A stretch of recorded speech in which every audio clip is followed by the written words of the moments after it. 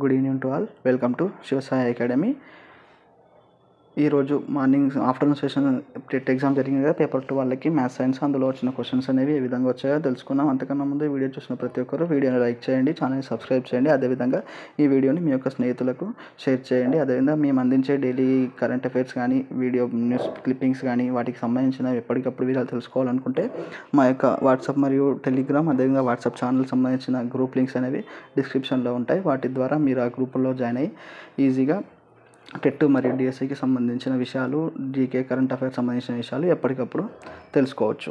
ఈరోజు టెట్ వచ్చేసి పేపర్ 2 వాళ్ళకి ఆఫ్టర్నూన్ సెషన్ ఎగ్జామ్ జరిగింది. ఆ ఎగ్జామ్లో వచ్చిన కొన్ని ప్రశ్నలు అనేవి ఆ ఎగ్జామ్ రాసి వచ్చిన తర్వాత అభ్యర్థులకి గుర్తున్న క్వశ్చన్స్ అనేవి మాకు తెలియజేయడం జరిగింది.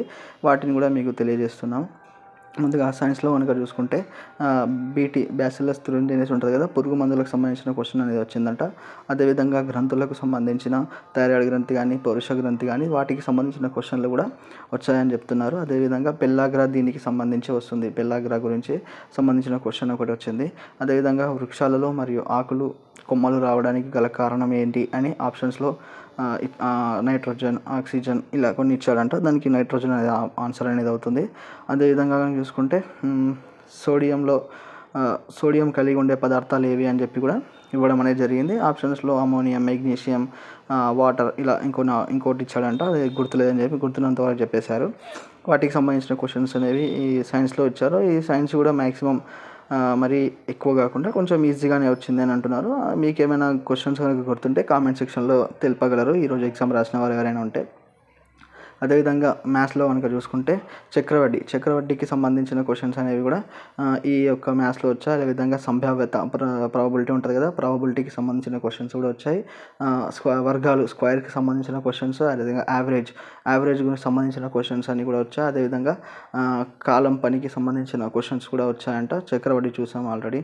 ఇంకా స్తూపము, గోళం, ఈ స్తూపము గోళానికి సంబంధించిన క్వశ్చన్లు కూడా రావడం అనేది జరిగింది. అదేవిధంగా కోణాల మీద సంబంధించిన క్వశ్చన్ కూడా ఒకటి ఇచ్చాడంట. అదేవిధంగా √148.1089 ఈక్వల్ టు ఆన్సర్ దాన్ని సూక్ష్మీకరించడం వాటికి సంబంధించిన క్వశ్చన్స్ కూడా ఈ మ్యాథ్స్ సంబంధించిన క్వశ్చన్స్లో వచ్చాయి. ఈ మ్యాథ్స్ సంబంధించిన క్వశ్చన్ కనుక చూసుకుంటే మరీ అంత ఈజీ గేమ్ కాదు, మరీ అంత టఫ్ ఏం కాదు, యావరేజ్గా వచ్చిందని ఎగ్జామ్ రాసిన అభ్యర్థులు చెప్పారు.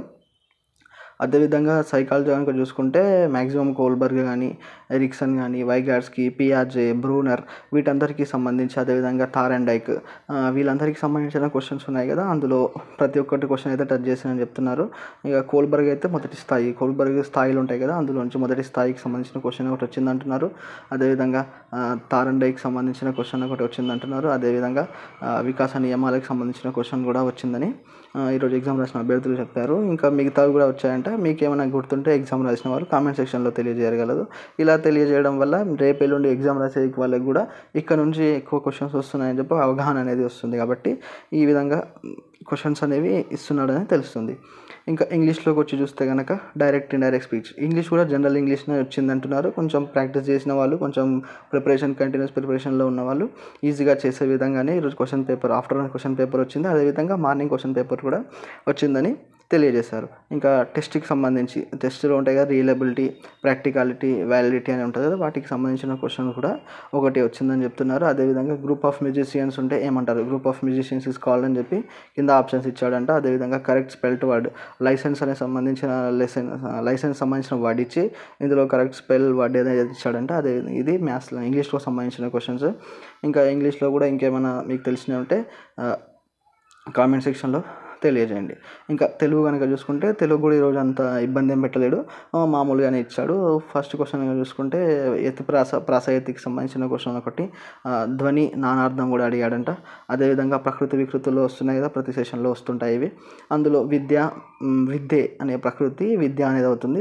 ప్రకృతి వికృతులకు సంబంధించిన క్వశ్చన్ కూడా ఒకటి వచ్చింది. అదేవిధంగా కరం అని ఇచ్చి అర్థం అడిగాడు, ఆన్సర్ వచ్చేసి గాడిద అనేది అవుతుంది.